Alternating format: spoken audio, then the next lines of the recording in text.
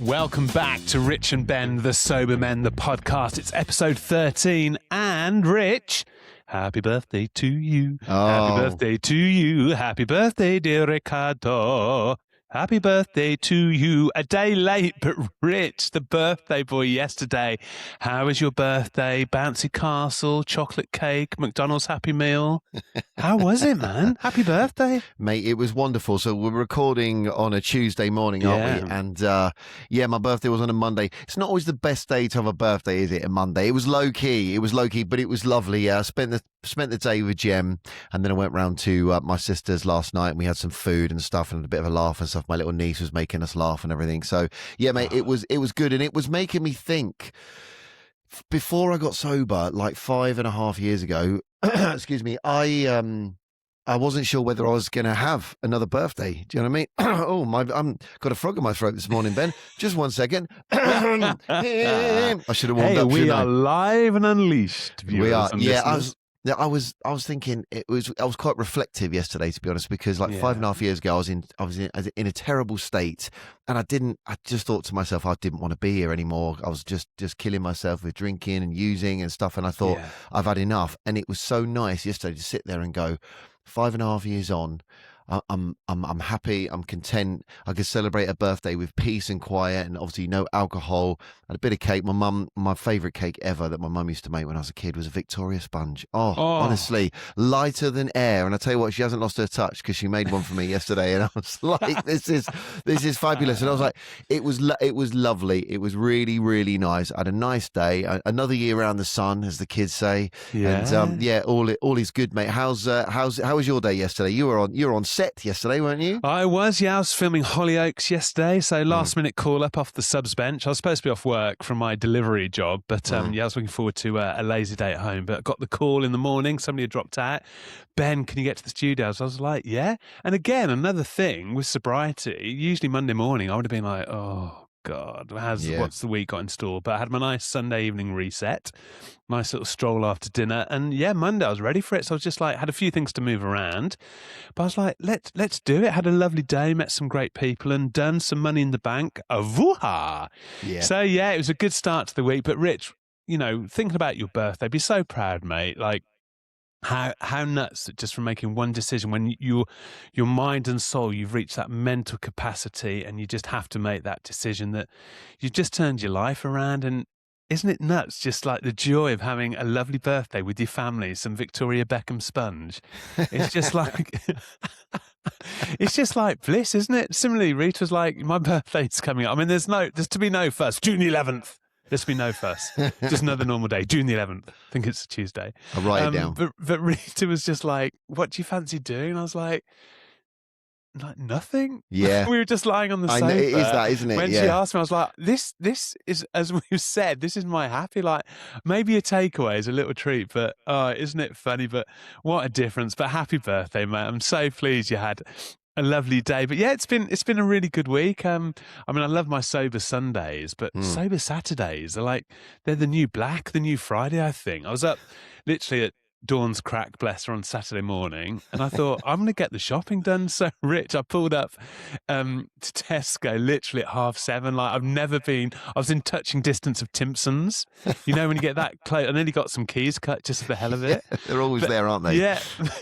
They're so good. They're a good company, there. Actually. Yeah. I think if you're unemployed, I think they will give your suit like a free dry cleaning. Just, they give people like a bit of a help. Really? Bit of a step up on their way. Yeah, they're really good like that. They've got some great ethics. I'm pretty sure it's Timpsons. But yeah, and so got the shopping done. I was home by gone 8 o'clock. I was like, this is brilliant. Got the shopping done and ready to look forward to a nice full Saturday. And then Sunday, went for a nice beard trim. I think you went for one of those barbershop facials, didn't you, a few weeks ago? Cheeky haircut with my sister. Yep. Honestly, I felt like J-Lo. They got this steam machine ad. So I had this steam in my face, which was in my head, it was dry ice. I was giving But yeah, had a nice beard trim. It was a bit odd. They do the nose waxing. So I had the wax on my nose and ears. Looked a right idiot. But felt fresh, felt good. So just another productive productive weekend. Yeah, and happy to be back with you, Rich. Ready for a nice little chat today. But happy birthday, mate. And Mate, also thank you. one final thing. Yeah. As you know, Rich, we've hit over 2,000 downloads this week. Yes, thank you so much, everyone. Just on the audio, and we're so grateful. Generally, we put out a little story on the old Instagramicus, but thank you from literally zero and a thought in our heads, hey, Rich. We're growing this lovely community, and genuinely, as we say each week, we're so happy. We appreciate all your messages, all your communication. But Rich, 2,000 downloads, and how nuts that hopefully we're kind of helping people along the way, aren't we, in this lovely sobriety, juggernaut of joy? Yeah, it's wonderful, and it's so nice because it's growing. It's been growing organically, and we didn't listen when we started this. As we had the discussion, didn't we? We thought, well, we just hope that people listen to it, and the people that do listen to it enjoy it, and it clearly is moving in the right direction. And people are telling their friends, and it's finding that organic community on the socials, on the Instagram, and on the TikTok as well. And we get so many nice messages and kind of beacons of positivity from people. And it makes us feel really good because it makes us feel that we're doing something right. And for many years, we felt we were doing everything wrong. And we've been able to harness that experience and use it and move it forward in a positive way to hopefully help people on their sobriety journeys. And like, as we always say, listen, we haven't got it all worked out. We're not here to be, like enlightened monks or, kind of people just preachy and stuff. We're just trying to share our experiences, how we felt and how we can continue to feel, and what we do to kind of make our lives feel better and not deal with situations with a hangover or, heavy drink or drug use. It just helps us move forward with a positive mindset. And it's not easy. And we have our bad days. We'd have a couple of good weeks, haven't we, both of us? But yeah, it's just nice to hear that we're reaching people and it's making a difference to people, because this journey made such a difference to our lives, and to know that it's making a difference to other people's lives. It really warms my cockles, Ben. That's what it does. It really does. Yeah. Share what wonderful cockles they are, dear boy. Yeah, thank you very much. Yeah. I just want to share a quick story with you. You said you've had a good week. Yeah. I had a good week as well, actually. But nice. It's just interesting. We talk about tech, don't we? Like we're not the most tech au fait. Very tech. It's difficult. So here's the situation that happened to me this week. It turned out all right in the end. So I'm going to meet, because it was my birthday. I met my dad like a few days before my birthday for a bit of brunch. We had a little brunch, a little chat about the football and stuff. So on the way, the house had just been cleaned, and I went out and I thought, well, I'm going to pop into Tesco's and I get a few bits and pieces on the way to meet my dad. And I got to a point where I thought I was going to get caught short. I was like, oh, I need the loo. I need the bathroom. We've all been there. We know what that's like. Don't worry. This story doesn't get too disgusting. It's fine, right? And I thought, I'm going to have to go. So I went into the toilets in Tesco, and tell me this: why are toilets in supermarkets always absolutely filthy? It's like some kind of crime scene in there. And I went in there, and I'm a bit funny about going to the toilet in the public bathroom. And I thought, I can't go. And it was getting worse. I'm like, I really need to go. Got back in the car, and I saw a Holiday Inn Express on the corner on the road. And I thought to myself, it'll be there. They'll be nice. The toilets will be nice and clean. It's a hotel. It's quite new, the hotel. Went in there. But in the parking, where you parked, it was an app parking. And I'm like, I didn't have the particular app. Oh, Christ. So I'm sitting there, and it's getting bad now, and the sweats are coming, and I'm like, okay, so I managed to go, this app, but then you have to register, and then they have to send like a code to your phone, and then I'm like, this is not good. Anyway, I managed to sort that out, got in there, went into the toilets, and it was like the noise. Perfect, right? Did my business. Everyone's happy. Come out, get back in the car, meet my dad. It was a bit of a stressful situation, and then I was getting into bed that night, and I had an email pop up.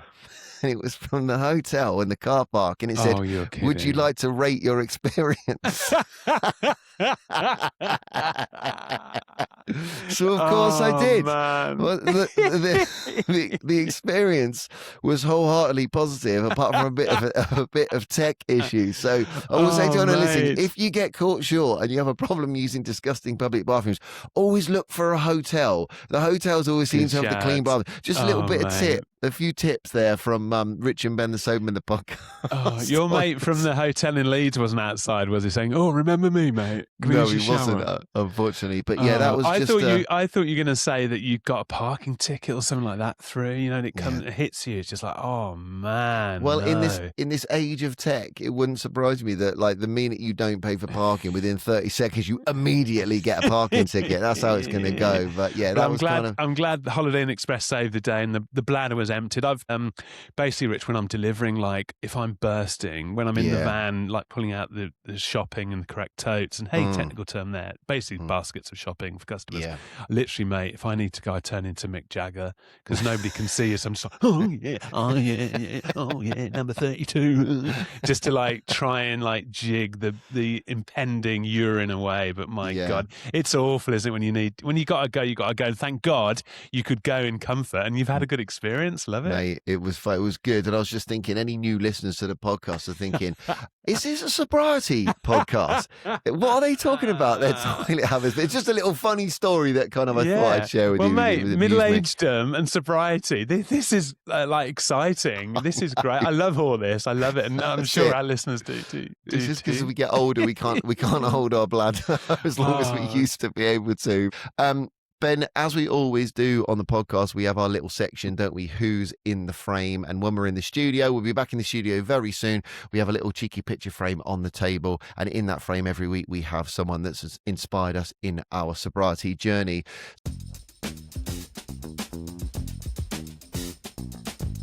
So this week, we're digital again, we're remote recording, so you'll see it on the screen if you're watching on YouTube. In the frame, in the digital frame this week, Ben, I've got Bradley Cooper, Hollywood actor Bradley Cooper. So a lot of people might know that he's sober, but I just thought this was a really interesting story because it links in, because obviously we come from a creative world, and obviously he's a very successful actor, and he's been sober since 2004, and he's maintained his sobriety continuously for over 2 decades now, and he just made that life-changing decision to quit alcohol and drugs at the age of 29. And I'm really I'm full of admiration for people that get sobriety young, so especially people in their 20s, because it is a difficult time. You're still finding yourself, and he got sober at 29, and he said that the turning point sort of was, well, in his early 20s, he struggled with, he says, severe substance abuse and low self-esteem. And it said it nearly drained his life and his early acting career. And he realized he was just sabotaging his whole life. And so what happened was, the actor and comedian Will Arnett, from Arrested Development, he sort of staged an intervention, and he kind of said he called him out on it, and he said something needs to change. So I believe that Will Arnett he has a sobriety journey as well. Actually, maybe we'll talk about that on another episode. And it sort of kind of clicked him sort of into life, and thought, actually, I do have to make these changes, and he got a new perspective, and he said that getting sober gave him the humility and the clarity he needed to be a better father, form deeper relationships, and take care of his late father. And it also says that his personal experiences with addiction early on, it kind of directly influenced his work on that film, The Star Is Born. So it helped him when he was directing that. So what do you think about Bradley Cooper getting sober? 2020, it'll be 22 amazing. Years now, mate. Yeah. Well, for aesthetically, I mean, gosh, he's a good-looking chap, isn't he? My goodness. And I'm sure the lack of all the toxins and whatnot that we find in alcohol has helped his appearance. But mentally, my goodness, and I'm sure initially he thought, this is kind of putting an anchor, putting a halt on my career progress. But I'm sure within a few weeks, months, he could see the benefits to his, the private life as well. And, the knock-on effect, it's just immense, isn't it, Rich? As we both know, just making that decision, and, the clarity and energy, and, it's given him that drive, to progress his career. He's now into directing, isn't he? He directs movies, and, I'm sure the catalyst for his success and springboard for like renewed happiness in his life was saying, au revoir to the alcohol. So no surprise that his career's flying. So Bradley Cooper, fair play, and as with anybody who's sober, huge kudos. Yeah, and also it's nice to know that it doesn't matter. He's obviously incredibly wealthy, incredibly successful, but if you want to get sober, it's free. You can do it for free. It doesn't matter how much money you've got or haven't got. You can do it if you want it. Those tools, those avenues, and those options for you to get yourself sober are free, and it doesn't matter. And that's what's so beautiful about it as well. It's like a little golden nugget that life can give you, can't it? It's free, and the contrast it can bring your life is just, it's ridiculous. Day after day, it never ceases to amaze me, Rich. This morning I woke up, had a little look on my Sober app, 3 years and 25 days. I was like, oh, that looks kind of quite nice. I'll stick that on the old Instagram. I was like, so grateful. And I was all set up, ready to go, had my morning coffee here. And, you know, I had a little bit of time to kill, 20 minutes or so before we logged on into the studio, Rich. And I was like, you know what, I'm going to go for a 10-minute walk. It's on top of my little to-do list for the day. I was like, I'm going to go for that 10-minute walk and just a bit of fresh air up and down, literally up and down the road. There's a little park at the end of our road. Had a little saunter around there and just great. 10 minutes done. And previously I would have been, well, firstly, we wouldn't be doing the pod. There's no way I would have scheduled a call for this early in the morning, you know, to embrace our journey, because there wouldn't be a sobriety journey. I'd just be wallowing in my self-pity, Rich. And just wouldn't have happened. So again, the benefits are it's just bonkers, and they appear every day. It's joyous, isn't it? And it's impressive, actually, because we're obviously, it's May at the moment, isn't it? Yeah. And we have not seen hide nor hair of the summer yet. And yet you still get yourself out there in that freezing cold May wind, which we don't normally have. So well done to you, mate. And obviously, congratulations to Bradley Cooper, who is in the frame this week.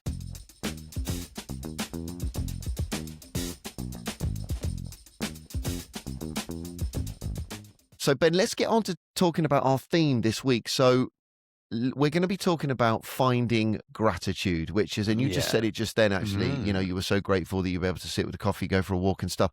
And it's an important part of sobriety, I think, an important part of our journeys, because it's important, I find, with finding gratitude to, you keep it grounded and human. You know, life is still hard, but it's about trying to recognize the good things, right? Noticing that, you know, the things that alcohol numbed, distorted, it made impossible to appreciate. And it's now noticing those little small things that actually make us feel, actually, things are good. There are good things in my life.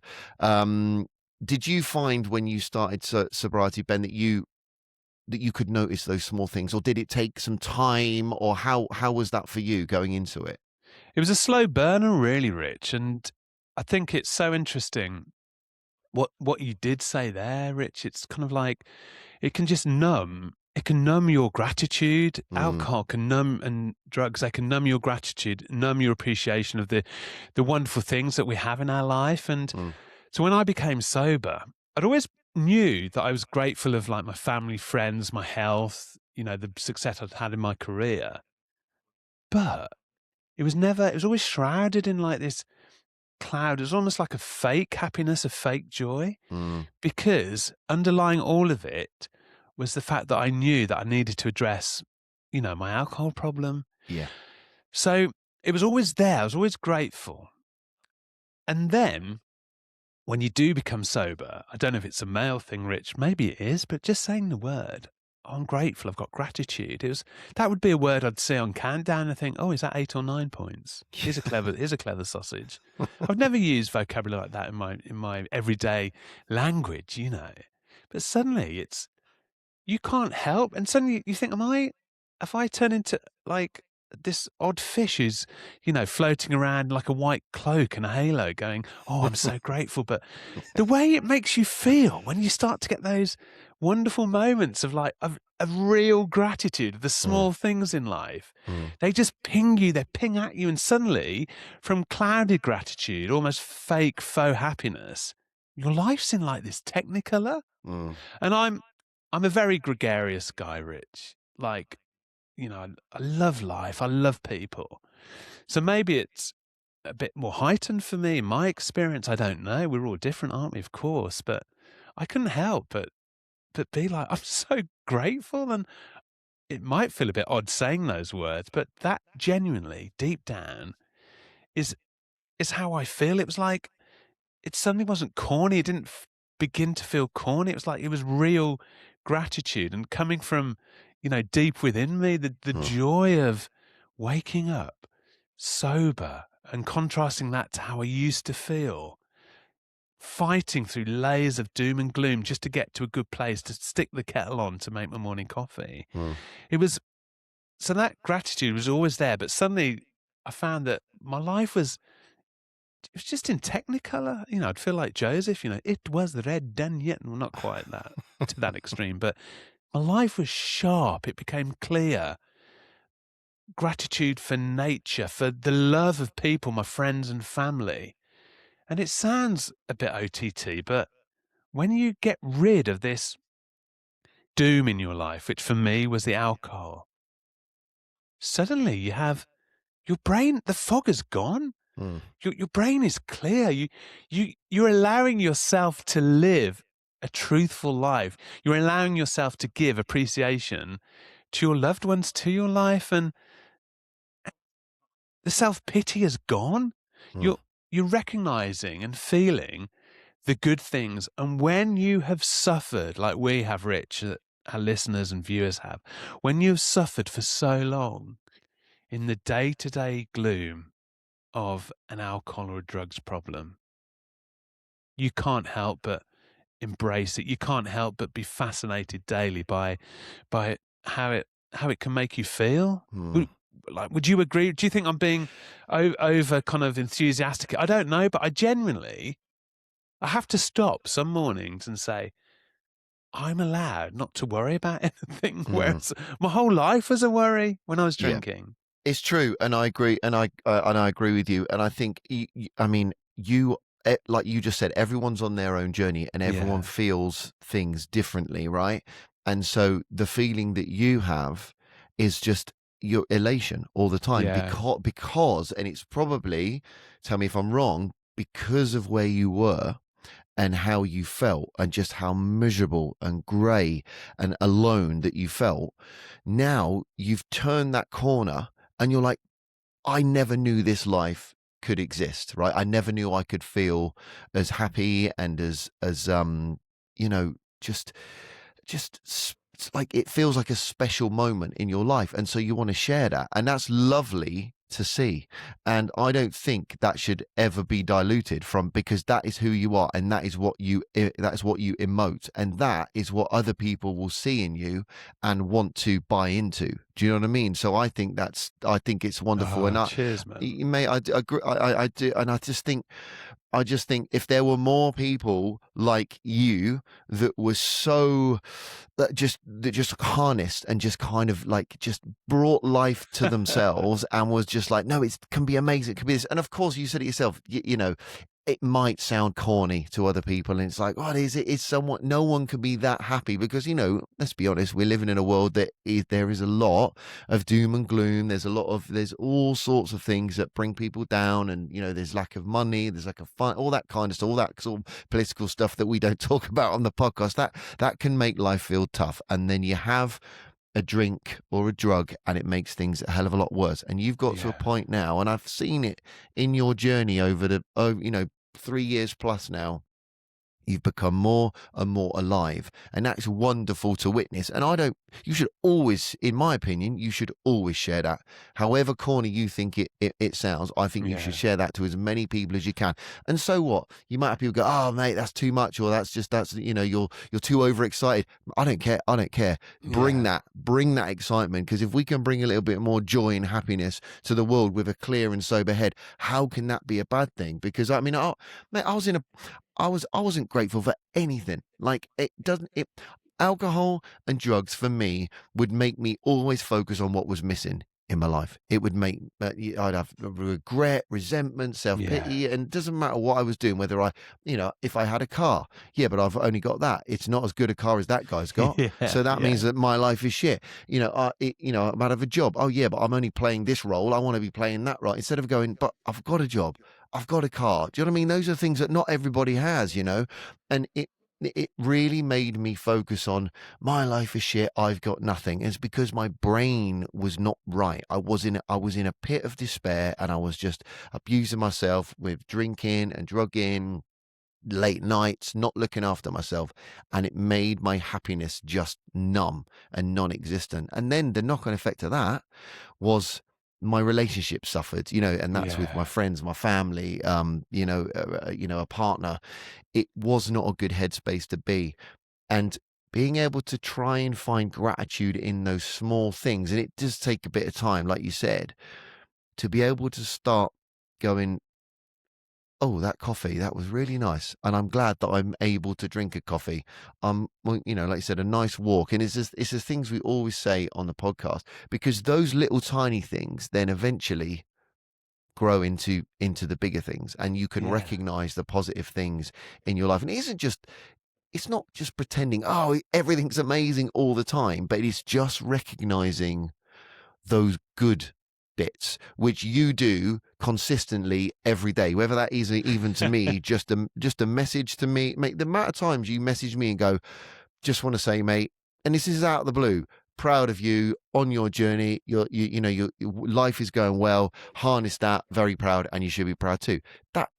They're massive, and those are little things that you're not just recognizing the good bits in your life. You're then giving that out to other people, and how can that be a bad thing? I think you said it on Yeah. another podcast episode that we did, and it was about just saying hello to someone in the morning, and then someone gives you a smile back. Like, don't ever lose that, mate. I think it's your drive and your happiness and your effervescence as a human should never be underestimated, in my opinion. And I think that started, would it be fair to say, with you finding those little tiny bits of gratitude in your life and letting those be the foundational building blocks of moving Yeah. forward, would you say? Building blocks, completely, Rich. And firstly, thank you for your kind words. You set me off again, you bugger. I thought all my tears are done for the podcast, but my goodness. And it's from remembering how tough life was, how I did want to kill myself, how I was just in this vortex of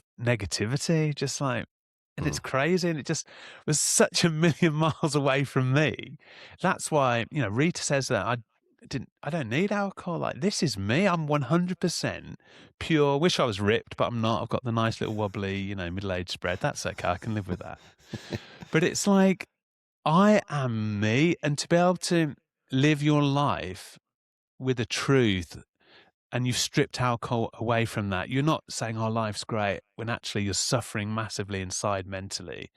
It's genuinely, you've rewired your brain, Rich. You've rebooted your soul. You've recharged yourself to live a fresh life. And I can't help but try and be positive. I can't help but try and buoy people up, and I just can't help that. That's me, and I'm so proud of that I can be my authentic self, and I love seeing people succeed. And it's very interesting what you said, because I was beginning to creep into that awful realm of becoming a bit bitter when I saw people's success, when I saw peers like getting that job or getting that presenting job. I'd be like, well, I can do that. I'd be like, that's not good when you start to slip into that zone, is it, Yeah. Rich, of like No. begrudging other people's happiness, their success. So strip away the alcohol for me, and I'm all for buoying people up. And I said it last week on the pod, Rich, if you feel like sending somebody a little message, just do it, because it can really make their day. It can put a smile on their face, and just not having that self-pity is huge. And I would say, stop comparing yourself to other people, because I guarantee when you find this new happiness and sobriety, when you find this calmness, things will come to you when you start embracing other people's success, because you're happy, because you're addressing this massive problem in your life that has just held you back, that has harnessed success in your future life, career-wise and personal life. You just you're just free, and it's good things will come to you. Like, I really believe that good things will come to you.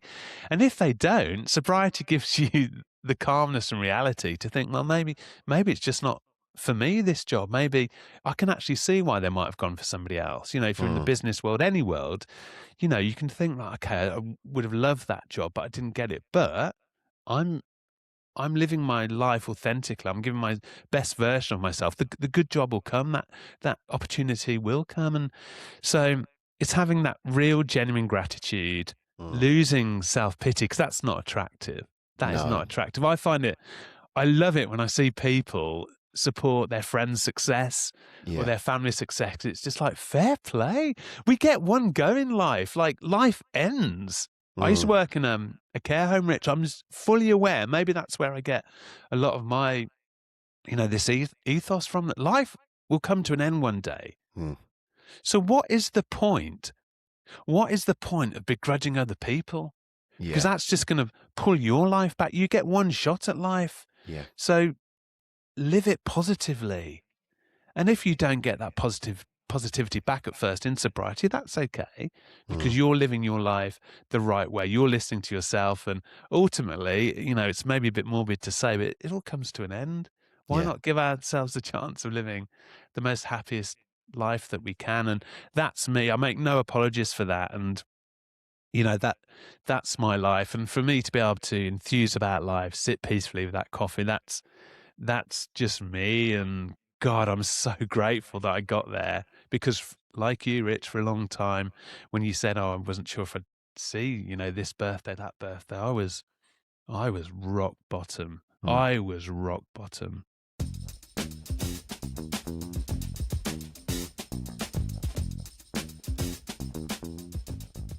It's important, and it's important to highlight that as well, isn't it? Because obviously, we've both, the last 10 minutes we've been sort of waxing lyrical about how grateful we are, and we genuinely are.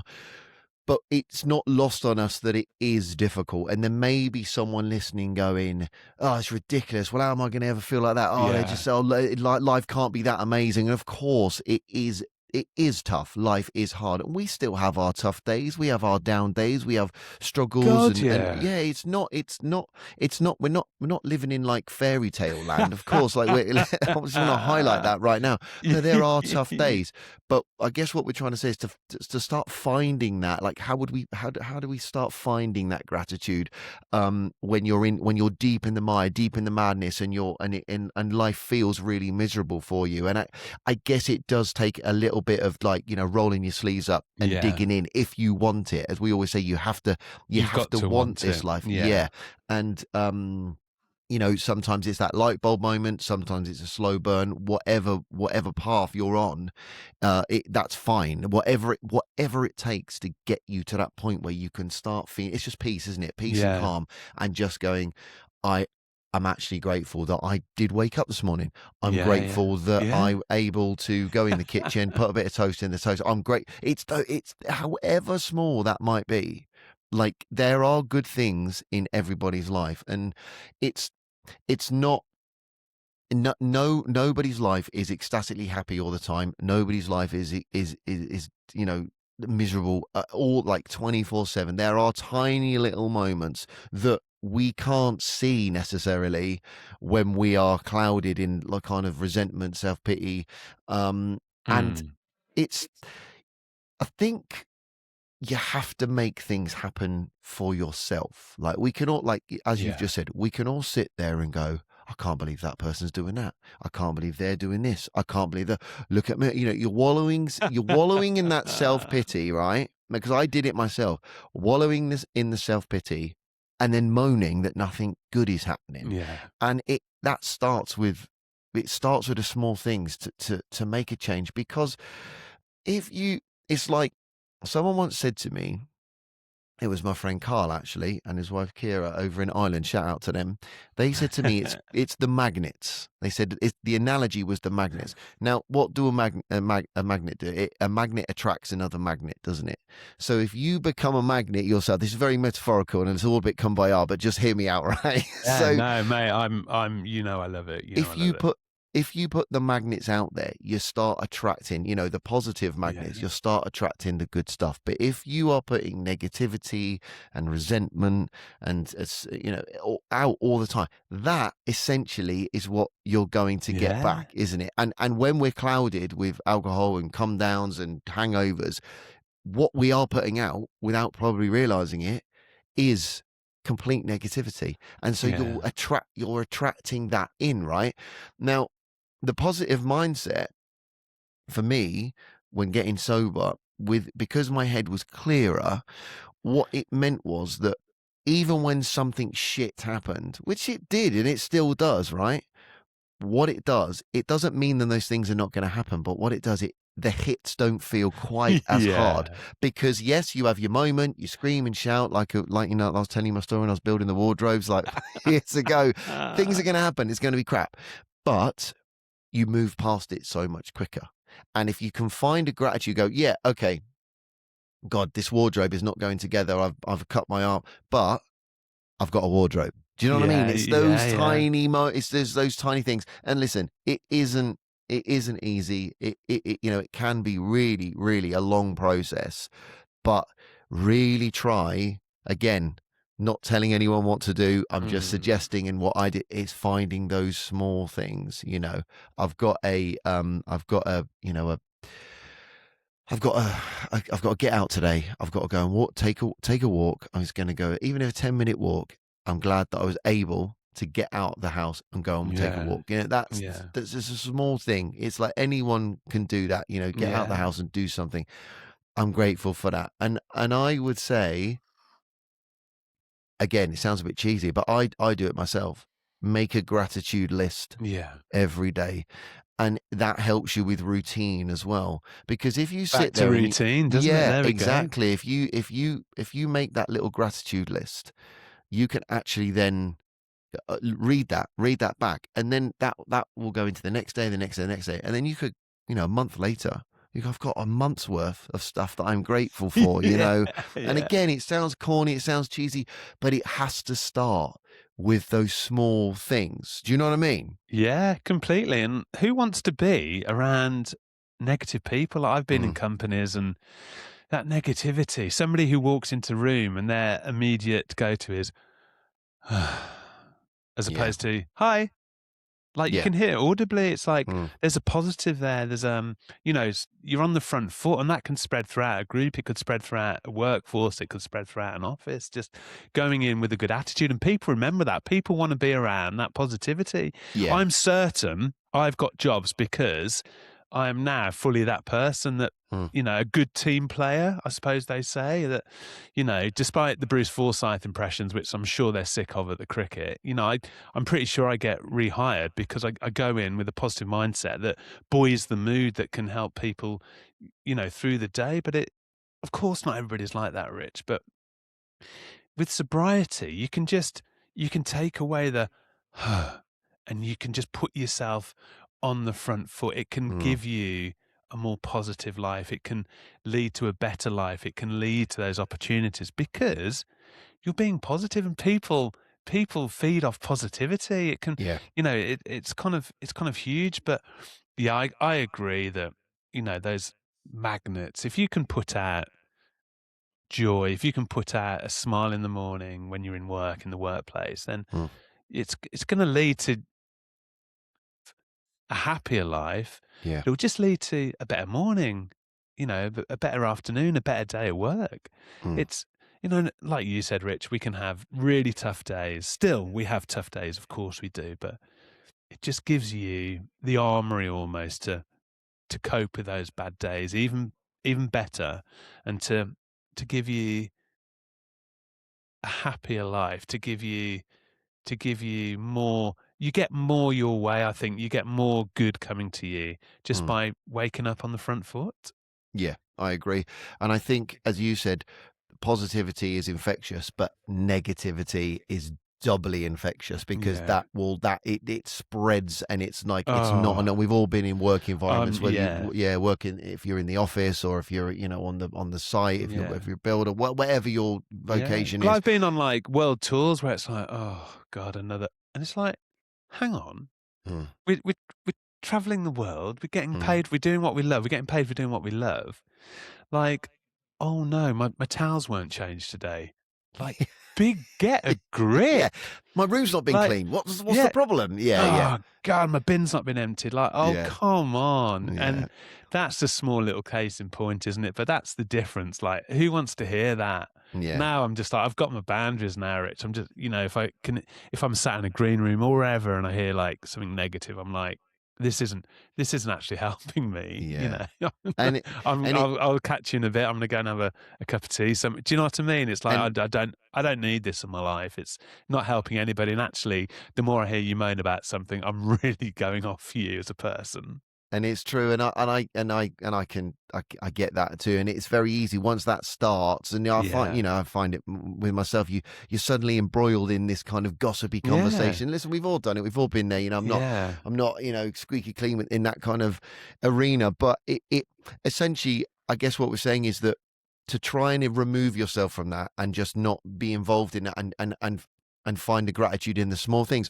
What we're doing, we're trying to keep ourselves safe, aren't we? Oh, We're trying to keep Rich, ourselves safe 100%. because if we don't keep ourselves safe, what happens is we then go and drink and we go and use Yeah. and we go and party and we go and basically we find ourselves down that plug Mm. hole of disgustingness again. Yeah. And I want to keep myself safe and I want to put in place, as you said, boundaries and those tools that help me not get into that negative headspace as often as I used to do because I was so negative about everything, Yeah. as I've said, and I don't want anyone to think that these guys are just like they're from the monastery and their positivity is just irradiating. It's not like that. I was so negative, and we We've still have our been moment. there. Yeah, We've I have. been there. I still have my moments. I still have my negative moments, but I'm able to, with a clear head and because of sobriety, I'm able to go.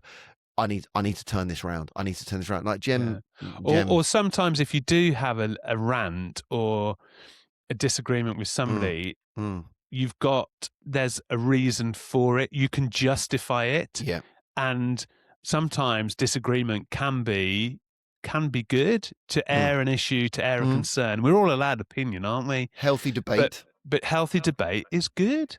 But it's coming from a sober place, and you're aware that okay, this might be a heated debate, but once it's done, it's done. And the pride I get from walking away from a negative conversation is lovely because I'm just thinking that's I'm not part of that. Mm, But again, it's protecting yourself, and it's those yes. boundaries again, isn't it? My goodness, and Yeah. there's all these little walls we put up in sobriety that help us be happy, and there's nothing wrong with that. Don't worry about what other people think about you saying I'm just going to go for a cup of tea. Leave a conversation, because ultimately you don't need that in your life, I don't think.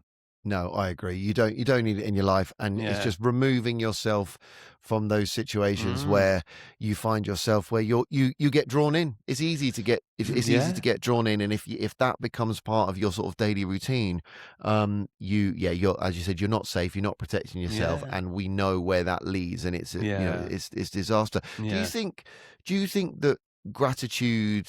I just want to talk a little bit about sort of gratitude and Yeah. masculinity for a second. Do you think that it's more difficult for men to find gratitude and talk about it? Because we can all say, oh, we can all talk about football or work or whatever, Yeah. but is it the fear of being laughed at by your mates? I mean, listen, again, we come from a world where everyone like talks, everyone's emotions are on the surface. So Yeah. we know a lot of guys that are happy to talk about how happy they are and their gratitude in their lives, that kind of stuff.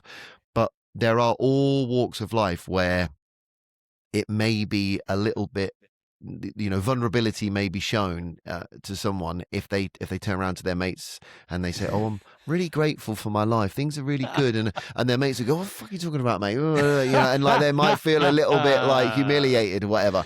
Do you find Yeah. that's a thing these days? Would you say? I Or think it's the landscape is getting clearer and getting easier for men to be open about their emotions. But like, my goodness, men can talk.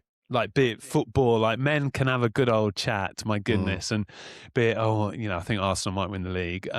It's like sport, especially. But men can talk even about work issues. Men love a good chat. mm, But what I think is funny and strange is when like I said at the start, head of the ep, Rich, just like when I start saying, oh, I'm grateful of this, it's not language that's used often in the male sphere, is it? mm. But increasingly with awareness, it's getting there. And what I find as well, Rich, which initially I was a bit like, from banter messages on my mate's WhatsApp group, suddenly somebody would just drop one in saying, how's your mental health? Really? My mate Mark is brilliant at that. Interesting. And it's just, and you know, it's just like, oh, that's, you know, can we talk about that? It's just like he's genuinely caring, and that is lovely. You know, we're a group of 50-year-old guys, and you just think, yeah, you are allowed to ask that question as a bloke, and actually, it's lovely and opens up a nice conversation. I can ask him, you know, work's a bit tough, so you're helping people. You're helping people through tricky periods by being open, by using that kind of language. But traditionally, as men, of course, it is like, oh. Wait, what do you mean? I'm grateful of nature. I'm grateful of my daily walk. But that's they'd be like, shut the fuck but it's up. What are you talking about? But it's becoming more and more acceptable. And also with sobriety, you've got the confidence to use it. And that's true. You know, you're building up an armory, aren't you? Of just like that. You know, this is me. I'm gonna say how I feel. And but I think increasingly that the awareness is better. There's more open dialogue, which is great amongst men. And yeah, just I love that from one of my mates just saying, how are you, pal?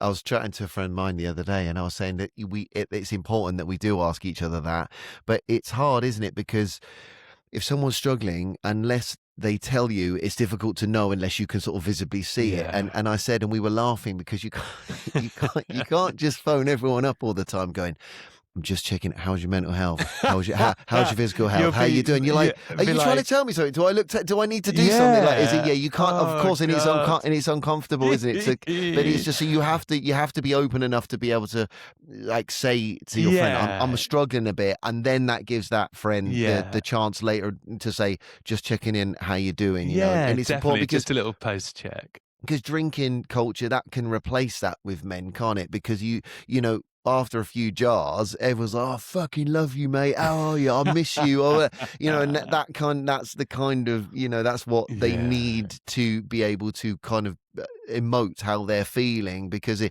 might struggle to express appreciation or emotion or whatever. And so, I guess it's just being able to maybe just have one friend to start with to say, and exactly, and don't forget your circle of mates are there, like. My friends never cease to amaze me how open they are to my emotions.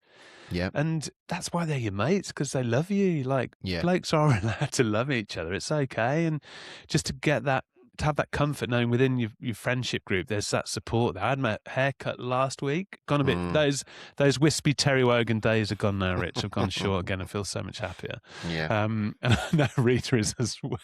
Oh, God.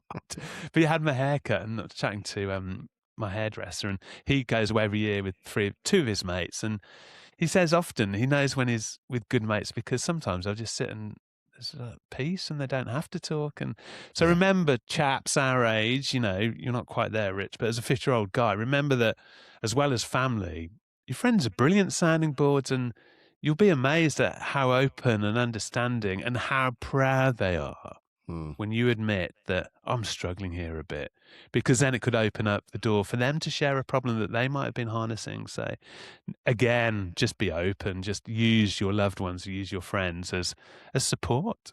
I agree. And that ties in nicely to being grateful of having your friends that you can talk to, and then making those friends be grateful that you're available for them. Mate, that's lovely. And it's also, I mean, it would be fair to say as well that like gratitude can feel vulnerable for women too, especially if they're struggling alone. You know, a lot of women like, I'm holding this together on my own. I'm trying to run a house, work a job, raise a child. I feel I'm alone with this. You know, it's not mutually exclusive. Like men and women feel the same. So it would be the same for women, I'm sure. But I mean, I do find, especially like with Jem, my friend, you know, the friends, they talk a lot, and I feel that women perhaps, you know, might on balance talk more openly about how they're feeling to each other than men, but it's not to say that the struggles are not the same. So completely get talking, guys, and just, you know, be grateful that you've got that kind of circle of people, or even that one person that you can talk to. Well, we've said before, haven't we? We have a good natter before we start recording, and generally it's lovely. You know, we have a right good old catch up, and it's great. So I wake up great for being sober, great for my coffee, great for my 10-minute walk this morning. And then that's probably why if you watch on YouTube, you think, God Ben, you're such a cheesy whatever, because like we've often had a lovely good chat that's put us in a great mood that I look forward to, that we can be open, we can share, and through sharing how we feel and our ups and downs through the pod, it really helps us as well. It does, and it's one of those things. I'm grateful for the podcast this morning. It's just those tiny things, and just to reiterate, we're not trying to be cheesy. We're not trying to be corny. We're trying to make people understand that you can be grateful for the small things, and the big things grow from that. Do you know what? Anyone that is on a sobriety journey at the moment, actually, Ben, I'm going to ask everyone to write in for this one. Oh, so nice. you can write in, as always, at thesobermenpod@gmail.com. So if anyone wants to write in, I'd like to know, what's the one thing sobriety made you grateful for that surprised you? You can answer that question if you want to as well, Ben. But yeah, what's the one thing sobriety made you grateful for that surprised you? And I'd love to hear from any listeners that are on their journey, the answer to that question, because it's quite interesting, because it always throws up things that you wouldn't realize, Yeah, it could be domestic, it could be in your working life, your social life, couldn't it? I'll just answer quickly. Again, being able to go to the pub and not dive into the pints, and to watch the denouement of the Scottish League on, was it Saturday? Celtic Hearts. Great game, but again in the pub. And again, because I've got the confidence of my sobriety, usually I would have sat there 4 pints, not chatted to anybody, because almost like, I remember when I was drinking hungover, like my brain and mouth would like freeze. What should make you more sociable, I would just go into my shell, which is ridiculous. But I was there sober, enjoying the football. I had a sparkling water. Fantastic. But just up the road from us, Lancashire played. It was Lancashire Worcester, so I heard a few Midlands accents. I'm from Birmingham, and a few like, "Oh, it's going to be rained off." Like, and is play going to start after lunch? So all these cricket fans were sheltering in the pub, watching the football with me, and I got chatting to this guy. I was like, "Oh, you from the Midlands?" And we got chatting about Worcester. My late dad used to be a member at Worcester Rich. Then I was like, "Oh, we got onto like Aston Villa, my team. Good luck for us, boy. Up the Villa in Europe tomorrow." This week, doing well in the league, hopefully in Europe again. But he was a Kidderminster Harriers fan, and my dad, Rich, used to be the match day announcer at the Harriers in the 80s and more 90s, I'd say, late 80s into the 90s. Yep. And he was Roger, and the guy was like, "What? Roger?" I was like, "Yeah." He's like, "Roger was your dad?" I was like, "Yeah."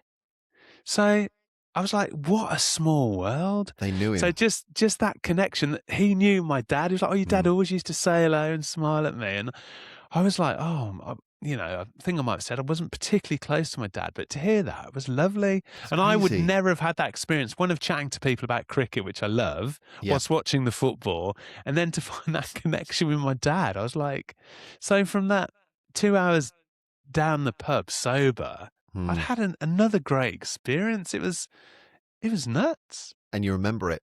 You remember that experience. Yeah. I shared it with my sister, and we were like, "Oh my God, what are the chances?" So it's remembering, isn't it? But how funny that within that environment that on the outset should make you more sociable. I just used to concertina up in my, doom and gloom. And now I'm just like, I'm not going into the pub like, "Hey, who wants a chat? Come on, guys.